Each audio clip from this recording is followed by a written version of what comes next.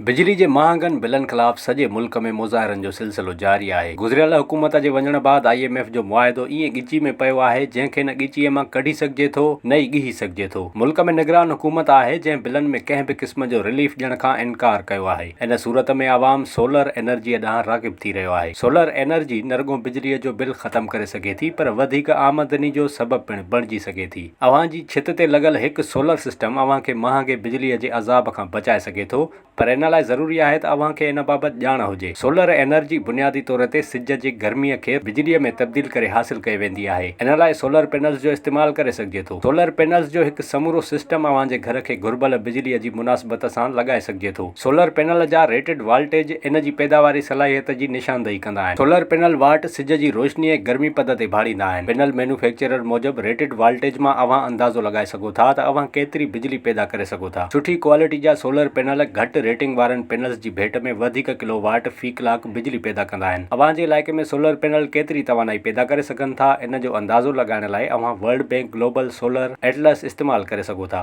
पंहिंजी जाइ खे ज़ूम करियो या पंहिंजी कोऑर्डिनेशन लिखो। नक्शे ते क्लिक करियो ऐं एटलस अव्हां जी साइट लाइ मख़सूस फोटोलिटिक पावर आउटपुट ॾेखारींदो। फर्ज़ करियो अव्हां वटि सुठी उस वारी साइट आहे या को पाछो न आहे त सोलर फैसिलिटी हर साल 1400 किलोवाट खां वधीक बिजली पैदा करे सघे थी। सोलर पैनल्स जा 3 अहम क़िस्म आहिनि: मोनोक्रिस्टल लाइन, पॉलीक्रिस्टल लाइन ऐं thin film. Monocrystal line panel सभ खां वधीक असराइता हूंदा आहिनि। हिन जो हर फोटोलिटिक सेल पेवर सिलिकॉन जो हिकु वाहिद क्रिस्टल आहे जंहिं जी पैदावार जो अमल नफ़ीस आहे। पॉलीक्रिस्टल लाइन पैनल्स जी कारकर्दगी विचोली हूंदी आहे। हिननि जा सोलर सेल्स हिक खां वधीक सिलिकॉन क्रिस्टल सां ठहियल हूंदा आहिनि जंहिं जो पैनल जी कारकर्दगी ते नाकारी असर पवंदो आहे। इन जी पैदावारी सलाहियत बि घटिजंदी आहे। थिन फिल्म वारा पैनल सभ खां घटि असर वारा हूंदा आहिनि। हिन क़िस्म जो सोलर पैनल फोटोलिटिक मवाद जे हिक तह जो इस्तेमाल कंदो आहे बिना क्रिस्टल लाइन ढांचे जे, जेको सख्त या लचकदार सबस्ट्रेट ते लॻायो वेंदो आहे। हाणे पॉलीक्रिस्टल लाइन सेल्स जहिड़ी कारकर्दगी जा सन्हड़ा फिल्मी पैनल बि मौजूद आहिनि। पंहिंजी आला कारकर्दगी जे करे मोनोक्रिस्टल लाइन पैनल्स में फी स्क्वायर फुट ते सभ खां वधीक किलोवाट कलाक जी पैदावार थींदी आहे। माहिरनि इन खे घरनि लाइ बहितरीन सोलर पैनल्स करार ॾिनो आहे। ख़ासि तौर ते जेकॾहिं छित ते जाइ नंढी हुजे, अव्हां सोलर पैनल्स खे इन्हनि जे फोटोलिटिक सेल्स जे अंग जे बुनियाद ते मापे सघो था। घणो करे पैनल्स या त 60 सेल डिज़ाइन तरतीब में हूंदा आहिनि या वरी 72 सेल डिज़ाइन हूंदी आहे। रिवायती तौर ते घरेलू सोलर पैनल में 60 सेल पैनल आम आहिनि, जॾहिं त 72 सेल पैनल वापारी ऐं सनती छितुनि ते लॻाया वेंदा आहिनि। सोलर पैनल्स जो अंग जेको हिक घर खे घुर्बल हूंदो आहे, उहो 3 शयुनि ते भाड़े थो: सिज जी रोशनी, घर जी बिजली जी खपत ऐं इस्तेमाल थींदड़ पैनल जा वाट। दुरुस्त हिसाब किताब ऐं पेशेवरानी डिज़ाइन लाइ अव्हां खे आला दर्जे जे सोलर इंस्टॉलेशन कंपनियुनि मां कंहिं हिक सां राब्तो करणु घुर्जे। पैनल वोल्टेज जेके अव्हां इस्तेमाल करण जो इरादो रखो था, जेकॾहिं अव्हां जे ज़हन में को मख़सूस ब्रांड जो पैनल न आहे त अव्हां रिहायशी सोलर पैनल लाइ 350 वाट फर्ज़ करे सघो था। 3 कमरनि जो घर आम तौर ते ॾींहं में 1.5 किलोवाट जे हिसाब सां बिजली इस्तेमाल कंदो आहे। इन लाइ अव्हां खे रुॻो कुल सिस्टम वोल्टेज खे इनफरादी सोलर पैनल वोल्टेज सां विरहाइण जी ज़रूरत आहे। सोलर पैनल्स जा अघ इन्हनि जे ग्रेड्स ऐं वाट्स जे हिसाब सां हूंदा आहिनि, जिन में A, B ऐं C ग्रेड्स हूंदा आहिनि, जॾहिं त घरेलू सोलर पैनल्स जी साइज़ 350 वाट फी पैनल खां 750 वाट फी पैनल ताईं हूंदी आहे। इन्हनि जो अघु तरतीबवार 28,000 रुपया फी पैनल खां 90,000 रुपया फी पैनल ताईं हूंदो आहे। 1 किलो वाट में 1000 वाट्स हूंदा आहिनि। इहो नंढी साइज़ जे घरनि लाइ ठीकु आहे, जिन में बिजली जी घटि खपत थींदी आहे, यानी 200 यूनिट या उन खां घटि। हीउ नंढो 1 किलो वाट सोलर सिस्टम अव्हां खे बिजलीअ जे बिल जा पैसा बचाइण में मदद कंदो। पाकिस्तान में 1 किलो वाट सोलर सिस्टम जे अघनि मूजिबि सोलर पैनल्स 1,20,000 खां 1,30,000, सोलर इन्वर्टर्स जो अघु 40,000 खां 55,000, बैटरी 55,000 खां 60,000 रुपया, सोलर पैनल स्टैंड 10,000 खां 15,000, वाधू ख़र्च 5,000 ऐं इंस्टॉलेशन चार्जिस 5,000 रुपयनि खां 10,000 रुपया जो ख़र्च आहे।